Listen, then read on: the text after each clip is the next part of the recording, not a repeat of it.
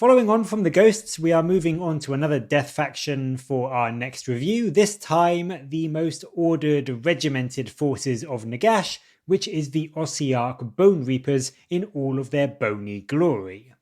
The Ossiarch Bonereapers have the battle traits that are focused around their old relentless discipline mechanics, where they basically got some bonus command points to spend on a few unique abilities. These are now in 4th edition not locked to command points, but instead tied to specific phases and limit you to only being able to use one of them in each phase. And we got a good look at these at the faction focus, and as I said in that video, I do really like these. I love how interactive they are and how they let you really boost your army in a way that you need them to be boosted in quite a big aura, because this is an ability that is done on a Bonereaper's hero, and it's got a 12-inch bubble around it. So, for example, the Unstoppable Advance trait is done in your movement phase. You pick a hero, and all Ossiarch Bonereaper units wholly within 12 inches of that hero get +2 to their movement for the turn. So it is a really powerful way to make a particular section of your battle line much faster or much more durable or just much harder hitting than your opponent might be expecting.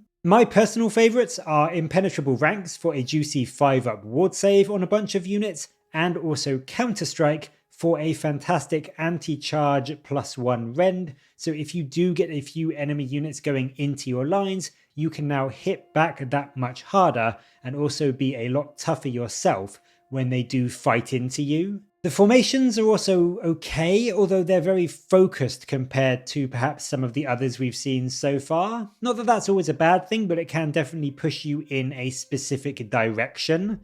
Necrotic Symphony is the Mortarzen Council formation, and this just buffs your infantry wizards. It gives them +1 to their casting rolls.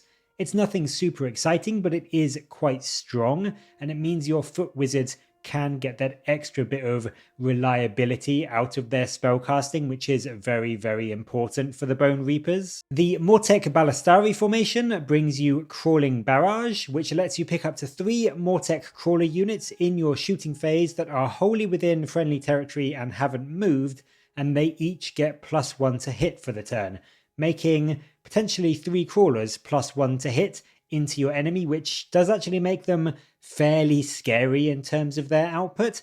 So it's good, but again, it's hyper focused on that one unit. So if you are just bringing 1 or even 2 crawlers in a more all-rounder list, I would say this maybe isn't the best formation to be going for, because it's not going to do anything really for the rest of your army. If you like cavalry, then the Cavalos Lance is great with its rule Swift as Death. This lets you, once per battle in the deployment phase, pick up to 3 cavalry units and move them 6 inches. So you essentially get a free 6-inch scout move on 3 units. This can be very powerful if you play it right, letting you move up the board and have an easier time grabbing an objective or screening out some of your more vital or squishier units, or just doing some more movement tricks to make a particular charge harder for an enemy if they were setting themselves up for a potential turn 1 charge with their own rules, for example. It is very good despite being a once per game ability, and I definitely think if you are leaning into running a lot of cavalry, which as we'll see, the Ossiarch cavalry units are quite good. If you are doing that, this could well be a good formation to consider. Finally, we get to the Mortech Phalanx, which is all around your Mortech Guard, which are your basic foot troops. This allows you once per turn in your movement phase to roll a dice, and on a 5+, you can set up a replacement unit of Mortech Guard if one has been destroyed, and you set it up at half strength, and it's got to be 9 inches away from enemy units. So this gets you potentially a few turns of bringing back some of your Mortech Guard. So it's pretty great in theory.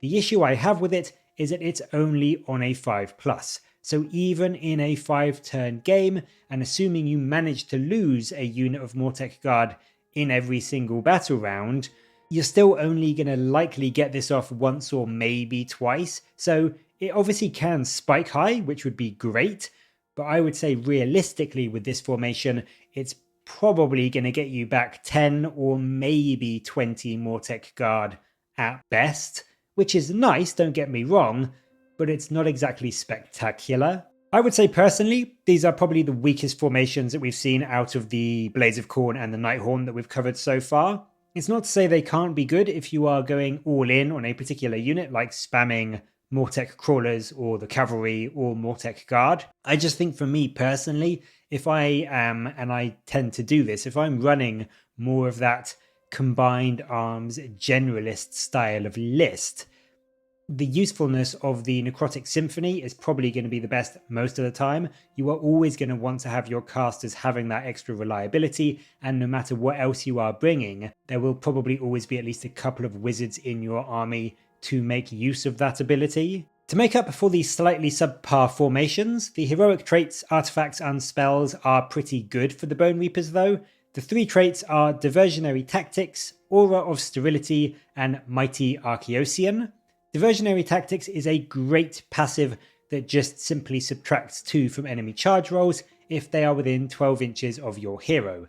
So this is going to make enemy charges much more difficult, if not make them actually impossible if the enemy is 11 inches away. And I also like that this one isn't just in the enemy charge phase, this procs whenever there is a charge. So even if your opponent tries to do a counter charge in your turn, you will still be giving them that -2 to the roll, which can make it much riskier for them to consider spending that command point on counter charge. Aura of Sterility is arguably the most situational of the traits, but I still do think it is quite strong, especially if you are in a meta with a lot of shooting. It gives you a -1 to be wounded for all of your Bonereaper units wholly within 12 inches from the bearer from enemy shooting attacks. So all of those Lumineth or Caradron Overlords or Uruks or Cities of Sigmar shooting lists, they are going to have a much harder time going into a big chunk of your army. If your meta is entirely death,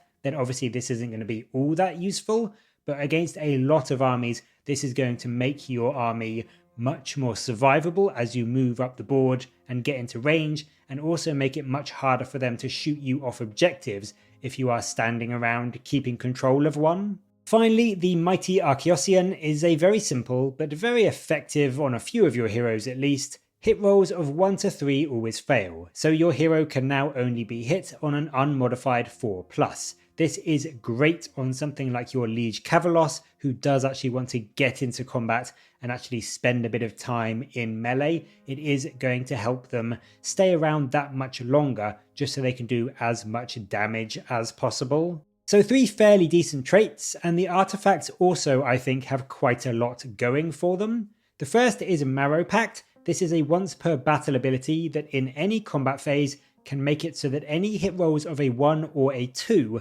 do mortal damage, 1 mortal damage should I say, back onto the enemy unit after that fight ability has been resolved. So this can be really, really scary. Yes, it's only once per battle, but if you get charged by say a unit of 10 Bladegeist Revenants, they could be getting 30 attacks, which would mean about 10 mortal damage back onto them. So even with their 6-up ward save, you could quite possibly be killing off 7 or 8 of their own unit after they've swung.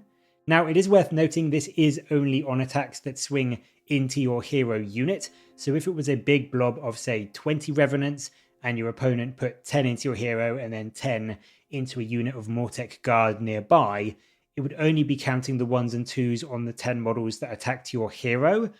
But still, this can do a massive dent into a big blob of models, and it can make them much more reluctant to fight into your hero in case they end up doing more damage to themselves than they might do to you. The Load of Saturation is a passive that very simply gives you a 5-up ward save. Now, all Bonereaper units have a 6-up ward base, so this isn't as amazing as it sounds. It's basically just a +1 to your ward save artifact, but if you want a really tanky hero, this could be good, and it can combine potentially very well with that Mighty Archaeosian trait and get you a Cavalos with a 3-up save, a 5-up ward, and that can only be hit on a 4+, which is a fairly solid level of durability. And then our final artifact is the Helm of Tyranny. This is again a passive and reduces 2 from the control score of enemy units within 12 inches. Now, dropping an enemy unit's control by 2 is already fairly decent for taking an objective away from them, but the fact that this is a 12-inch aura just makes it even better. It means you can negate a couple of enemy units on an objective, or depending on where your hero is and how spread out enemy units are, this could impact 2 units on 2 separate objectives potentially to deny both of them to your opponent. So it's really, really good, I think. It's not the most flashy, but potentially very strong if you are going and leaning in to the objective game and you want to keep as many objectives away from the enemy as you possibly can. The spell lore is the lore of Ossian sorcery, and like all the others, it's got 3 solid spells. Empowered Netherite Weapons is a classic and super useful one. It only needs a 5+ to cast, so it's quite easy to get off, and you pick a Bone Reaper unit within 12 inches of the wizard to be the target, and they get critical hits on unmodified 5s instead of just on 6s. So now your weapons, a lot of which have the crit 2 hits ability, will be getting those exploding hits twice as often, which is just simply fantastic for a mere 5+ to cast. Drained Vitality is cast on a 7, so it's a little bit harder, but it lets you pick an enemy unit within 12 inches and you subtract 1 from their hit rolls and also 1 from their saves. Now this is just bonkers good. Making an enemy hit less is already brilliant in itself, but reducing their saves on top of that is just incredibly strong and makes it so they need to spend all-out defense just to get back to their base save profile, and if they don't have that command point, essentially giving any unit of yours that is going into them +1 rend, so it's super, super, super good. And then finally we have Shardstorm, which is again cast on a 7 and is again the similar anti-horde spell we've seen in most armies in 4.0. You pick an enemy unit within 18 inches, you roll a number of dice equal to the models in the unit, and on a 5+ they take a mortal damage. It's simple, it's great against hordes, so it's another useful one to always have in your back pocket. And then we do of course also see the manifestation lore, but once again we will look at those individual Warscrolls a bit further on in the video. They are all cast on a 6, so they're not too difficult to cast, especially with the +1 from the battle formation, but as I said, we will get to those in just a little bit. On to the Warscrolls though, and we do of course start with Nagash. Once again, I won't look into him in too much depth because we've actually covered him twice now on this channel. He does, however, get the Bone Reapers keyword, so he can benefit from your Relentless Discipline traits, and some are very, very powerful on him, giving him some better movement or +1 to wounds. But the big benefit of Nagash for the Bone Reapers is he is an Ossiarch Bone Reaper hero, so he can actually be the one to generate these buffs too. And with his base being so big, that spreads that nice 12-inch aura around really, really far, so you can cover a lot of ground and get a lot of your units under that aura if he's the one you're choosing to use these abilities on. Catacross though is our first of the Ossiarch Mortarchs. He is the Mortarch of the Necropolis, and as ever he is a massive force multiplier. He's still very pricey at 500 points, but with that he gets 20 wounds, a 3-up save, and a very healthy 5 control. So he is super durable, and he does of course get the 6-up ward, so he can take a decent chunk of damage. He is very, very slow with only a 4-inch move, but of course that can easily be bumped up to 6 inches with your Relentless Discipline abilities, and in combat he's actually quite decent too. He's got 5 attacks with the Indicart that hit and wound on 3s with 2 rend, 3 damage and exploding on crits. And then the shield Immortus is the same profile except only 2 damage and it doesn't explode on 6s. And then on top of that, he also has 10 retinue attacks, which are his sort of weaker anti-chaff attacks. They hit on 3s, wound on 4s with 1 rend, 1 damage, and also crit for 2 hits on 6s. So all told, he can quite easily do over 10 damage to an enemy 4-up save, so he can wipe out small 10-man units of infantry, or do a solid bit of work into small or medium-sized monsters, so he's certainly not bad by any stretch. He's not an absolute blender, but he can definitely hold his own in melee. He also brings some brilliant Warscroll abilities. He's got some great objective play with his Prime Necrophoros rule, which gives +3 control to all friendly Bone Reaper units wholly within 18 inches, which is a massive area and means objectives are going to be so much easier for you to take from your opponent when Catacross is in the middle of your army. He also brings a couple of other 18-inch aura buffs. His Relentless Discipline abilities, if you use them on him as the hero to generate them, they radiate out 18 inches rather than 12. So again, he can buff most of your battle lines with those bonuses. And he also has a very sizable base. So this will really enable you to put almost your entire army in range of those buffs. The Supreme Lord of the Bone Reaper Legions is also a really good ability. It lets you pick 3 units wholly within 18 inches in your hero phase, and for 1 command point, he can give them all +1 to their saves until your next turn. So he can put himself onto a 2-up, or bump your mortech guard to a 3-up, and essentially anything you expect to be getting into combat that turn, he can make them massively more durable, and you can very easily combine it with things like all-out defense to ignore a bit more rend, or the 5-up ward Relentless Discipline ability to make 3 of your units just absolutely immovable if you really need them to. The final thing he brings is the amazing Aviarch Spymaster. This is again an 18-inch range, but it's a reaction and you use it when your opponent declares a command for a unit of theirs within 18 inches of Catacross. And on a 5+, the command has no effect, but the command point is still spent. So it's not super reliable on a 5+, but it's really strong, and knowing that a full 33% of the time their command point might be wasted is going to have a big impact on your opponent and whether they want to use a command if they're near Catacross, and for just impacting their overall game plans. So it's a really strong deterrent, even if it does only go off 33% of the time. We're not quite done with Mortarchs yet. The Ossiarch Bonereapers have 2 and Arin is the next. He's also seen a bump to 410 points, so he is pricey, and he has it's not a terrible defensive profile. He's got 14 wounds, a 3-up save and a 6-up ward.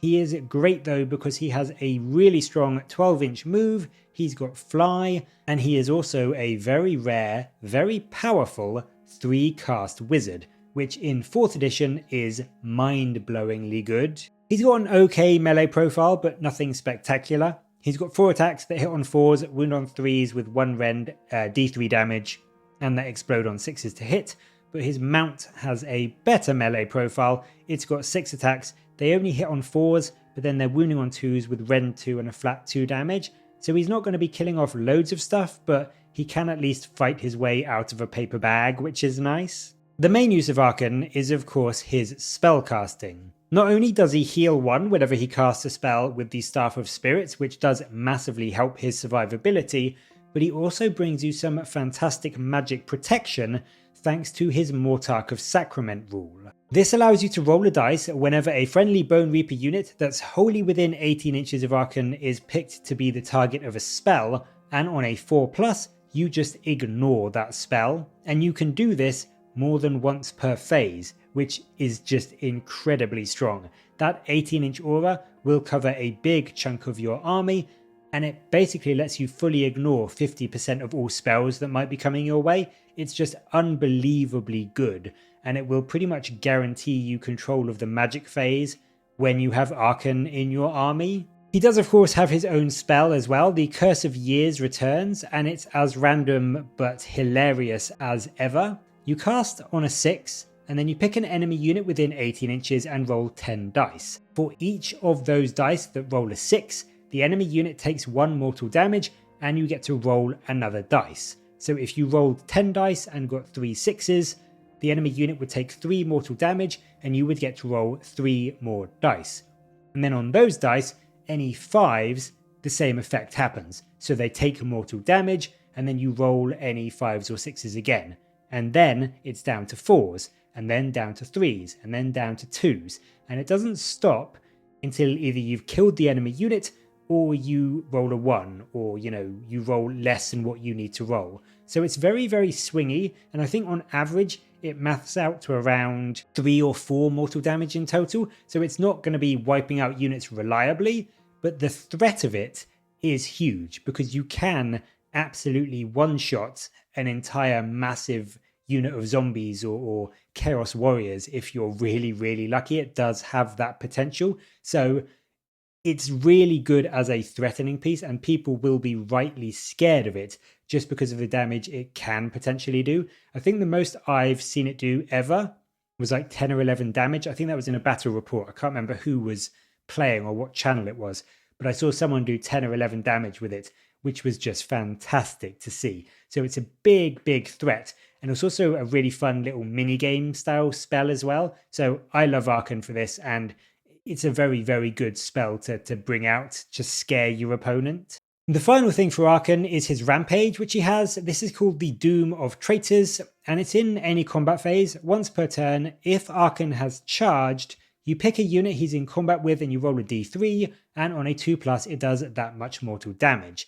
The unique part of this rampage is if your target is a hero, the damage is doubled. So you can potentially do either 4 or 6 mortal damage to an enemy hero, so you could outright kill a squishy enemy hero before any fighting has even taken place. Up next we have Arch Cavalos Xantos. He is the named Mounted Lord, and he's 230 points, so he's not cheap, but he's got a fairly solid 8 health with a 3-up save and a 10-inch move, so he is decently fast and decently durable. He also comes with some scary melee with his Dark Lance, which is 5 attacks that hit and wound on 3s with 2 rend, 2 damage, and they explode on 6s, and also he gets +1 damage on the charge. So you can potentially get up to 10 hits with him, each doing 3 damage if you completely spiked it. So he can be crazy, crazy good. He also gets a pretty cool charge passive, the Spear of the Kavalo, which allows him to move through infantry as though he had fly when he charges. So that's great for getting past screening units and getting into those more important or squishy heroes or other units that the enemy might have been trying to screen off.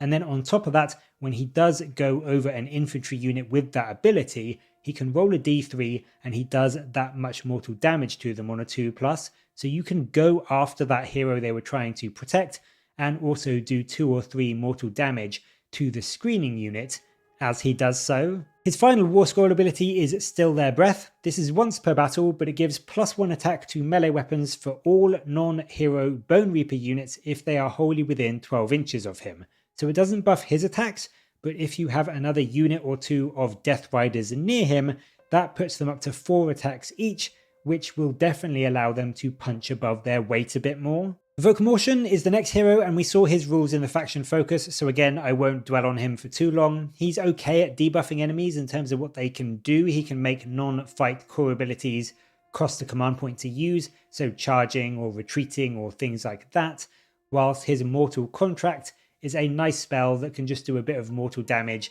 whenever a chosen enemy unit wants to do something to your chosen bound friendly unit. It's not amazing, and for 190 points, I'm not sure how great he's going to be overall. 5 health and a 4-up save isn't exactly stellar either. And I mean, he does have a cheeky 3s and 2s shooting attack, but it's only 1 shot, so it's unlikely to do much in the grand scheme of things. In terms of the non-named heroes, we have the set of Ossiarch Bonereaper heroes that I always get mixed up because they've got fairly similar names and they all look fairly similar, just being essentially big skeletons, and I can never quite line up the name with the model. But first is the Boneshaper. He's 140 points, and again he's got that fairly mediocre 5 health and 4-up save, and he's got a weird melee profile that will probably never do much. It's 3 attacks that hit and wound on 4s with no rend, 2 damage, and even with exploding 6s, it does about 1 damage to a 4-up save. So he can kill 1 4-up save infantry model a turn, which doesn't exactly blow my mind. His main ability is the Boneshaper rule, which is once per turn in your hero phase, he can pick a friendly unit wholly within 12 inches of him, and you roll a dice, and on a 3+, he can heal 3 to that unit if it's damaged, or he can return up to 3 health's worth of models to it. So this is a good ability. getting that reliable 3 healing or returning 3 mortech guard to a unit is very much worth it. The big problem is that it's only on a 3+, so it makes it it doesn't make it unreliable, but it's much less reliable than you would want. In a full turn game, you will get to attempt this a maximum of 5 times, so you will on average get it off on 3 of them. So he could realistically get back 9 mortech guard or heal 9 health over the course of the game, which isn't bad. I just wish it was more reliable. I wish it was cast on a 2+, or not cast, but I wish it went off on a 2+. He is also a 1-cast wizard, to throw that out there, which is great and does add some value to him. I just think, you want him moving up with your army, throwing out some heals as you go. And if you want that and you have a lot of things that he can heal up or bring back, like the mortech guard, he could be useful. I just think it's going to be really frustrating on the turn that you need those 3 mortech guard back, or you need that healing on a big hero or whatever. You are going to roll a 1 or a 2, and it's just going to make him feel like a really expensive paperweight for a turn because he basically does nothing else to speak of. The Ossiarch is a cheaper 120 points and is again a 1-cast wizard with the same stat line and rubbish melee output. His ability is similar, but I would say arguably even worse. He can once again pick a unit in your hero phase, but he only gets to pick one of your Morghast Archai, Harbingers, or your Gothar Harvesters, and he can give them +1 rend on a 3+ for a turn. Now, I would personally always say a heal is more beneficial than bonus rend, but if you were running the Morghast units, then sure, he might be a nice way to get them that little bit of extra melee output. But again, you can't rely on it because it's on a 3+, and you can guarantee the turns that your Morghasts are in melee and they want that bonus rend are going to be the turns you roll a 1 or a 2. It also doesn't help that he's only got a 5-inch move and your Morghasts have a 10-inch, so whilst this does have a decent 12-inch range, it is entirely possible to accidentally move out of that wholly within range and mean that he can't use it on them. So again, he does have some uses, I just don't think he's particularly great. The Mortizan Soul Reaper is also a 5 health 4-up save 1-cast wizard. This one is again 140 points, and he's supposedly a bit more of a melee fighter, although 3 attacks that hit on 4s, wound on 3s with 2 rend, 2 damage, and the crit 2 hits rule is, again, not really blowing me away. He kills about 2 4-up save 1 health infantry each turn, so he is 100% better than the other ones we've seen just now, but that still isn't exactly saying much. His Soul Reaper ability makes enemy units -1 to their wound rolls while they're in combat with him, so that's quite good, and it's not just attacks targeting him, it is when they're in combat with him. So if their attacks are going into a unit of mortech guard, but they are also in combat with your Soul Reaper, they will still be at -1 to their wound rolls. So he is a decent debuff piece from that perspective. And then he's also got a fairly nice buffing reaction. When you fight with him, you can pick an infantry unit that hasn't fought and they can fight straight after him. And if they do, they get +1 to their hit rolls. So he's a decent debuffer with making enemies -1 to wound, and he's also a good buffer, making one of your infantry units fight straight after he has, and then also giving them that +1 to hit. So he's not bad, and on top of being a 1-cast wizard, I would say he is probably worth 140 points if you are running him alongside a big blob of mortech guard. I just think he's not quite as killy as I would hope he would be, considering that massive scythe that the model has. Finally, for the foot heroes, we have the Soul Mason, who's the odd guy sitting in the chair with legs. He's the priciest at 160 points, and he does have an extra health with 6 on his war scroll. He also has a slightly different melee profile in that he has 3 attacks that hit and wound on 4s with 1 rend and D3 damage, and also have the crits 2 hit rule, but then also 2 companion attacks from his Mortech throne, but they are just pretty awful really. He is a 2-cast wizard, which does explain a lot of his cost, as that is really useful to have, and he does have his own Warscroll spell Soul Guide. This is what we saw in the faction focus article, and again is where a lot of his power lies. This gives a unit wholly within 12 inches strike first on a 7+, which is a very strong spell to have, and it is going to be super useful if you've got a load of combats going on in a game. For 160 points, having that and also another spell to throw around does make him actually not the worst. He's not going to do any damage himself in combat realistically, but being able to put strike first and then also say empowered netherite weapons onto a unit could make them quite scary into a big enemy squad, so he might be worth considering if you have a way to set that up to buff one of your bigger, heavier hitting units. Next up is one of the newer units for the Bonereapers. The tetratic cohort is 140 points for 8 models, and they have 2 health each and a 4-up save. They do have a higher than average 7-inch move, which is actually quite solid for the Bonereapers, and in melee they have a mix with 5 of the unit having claws and talons which hit on 4s, wound on 3s with no rend, whilst the champion and 2 of the other 8 are a Cavalos Centauri and 2 Cyclopeans.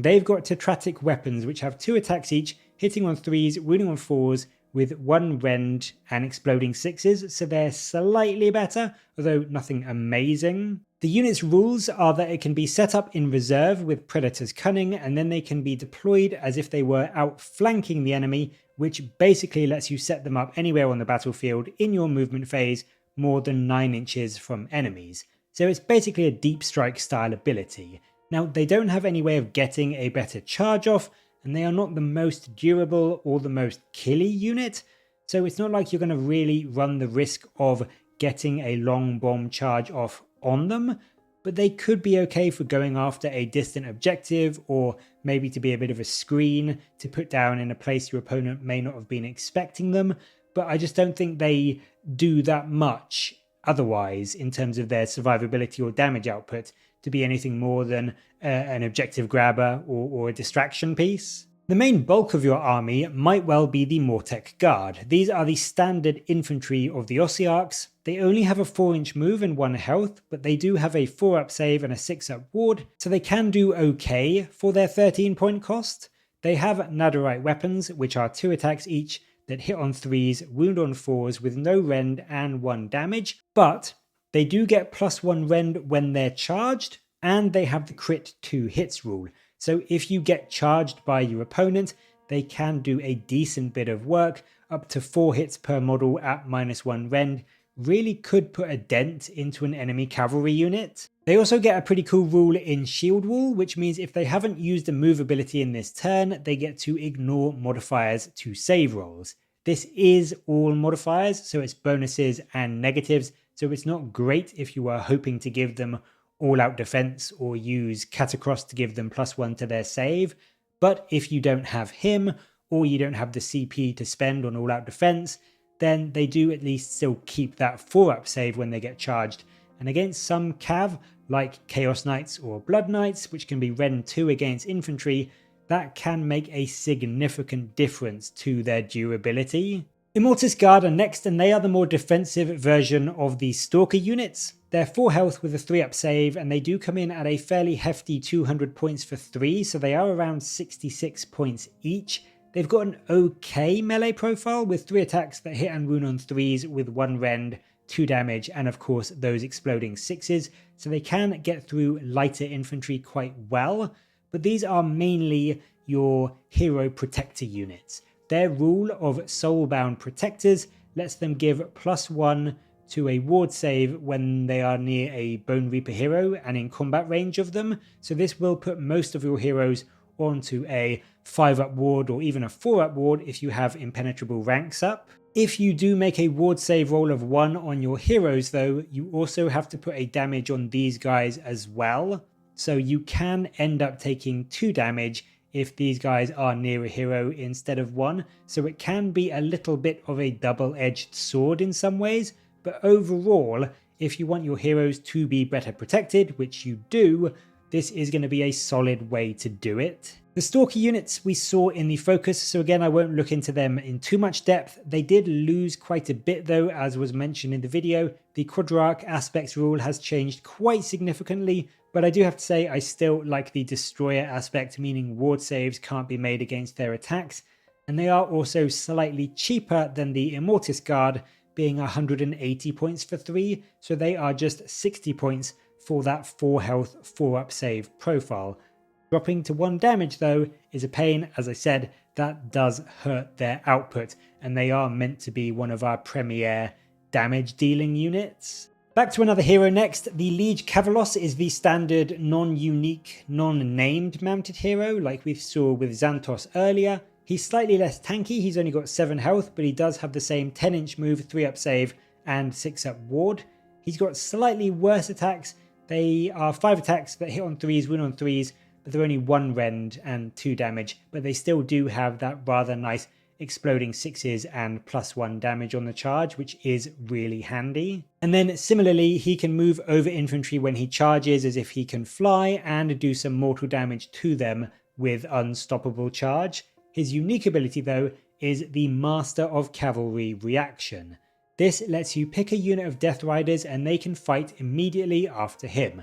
So like we've seen on a few other heroes in the game so far, if you charge in with him, he can fight and then activate another unit that has also charged in alongside him, and they can all put their attacks into the enemy before they get to swing back. Now at 210 points, he isn't cheap, but he's fast, relatively durable, and he's quite a good damaging unit, so he again can do really well in cavalry heavy lists. Another unit we saw in the faction focus was the Mortech Crawler. As mentioned earlier, this goes very well in their own unique formation, giving them +1 to hit, and they do have that really good D3 +2 damage, so they can do a lot of work, especially into infantry, but they are very pricey. They are 280 points each, so that is a lot. If you wanted to go all in on them and bring like 3 of them for the formation, that would be setting you back nearly 900 points. But at the same time, the crawlers can potentially do 40 damage each if you rolled perfectly, so you do have a load of potential in them, and you can really effectively kill hordes or elites or even the biggest monsters and dragons if you roll well. Up next we have the Cavalos Deathriders themselves. They're 180 points for 5, so they're actually a reasonably costed cavalry unit. 5 of them have 15 health and a 4-up save, and they do have that decent 10-inch move, and then they've got 3 attacks that can explode on 6s and get +1 damage on the charge, and they are 3s to hit, 4s to wound with 1 rend. So they are a pretty pokey little unit for their cost. They have the same rule we saw on the other mounted units in the army. They can charge over infantry as if they had fly to get something important behind them, and of course they still do that D3 mortal damage onto an infantry unit that they do pass over. So these are actually a really solid little unit. They're one of the better units in the faction, I think, and I can see why a lot of players are considering leaning into a cavalry focused list quite a lot, especially of course when you've got that formation for them that lets you scout move 3 of the units to get you onto objectives better and just get you around the board a bit better. They can be a really fast, nice, durable, choppy little set of units. Up next, we've got the Gothar Harvester. He's a not too pricey 230 points, which for 10 health and a 4-up save isn't bad.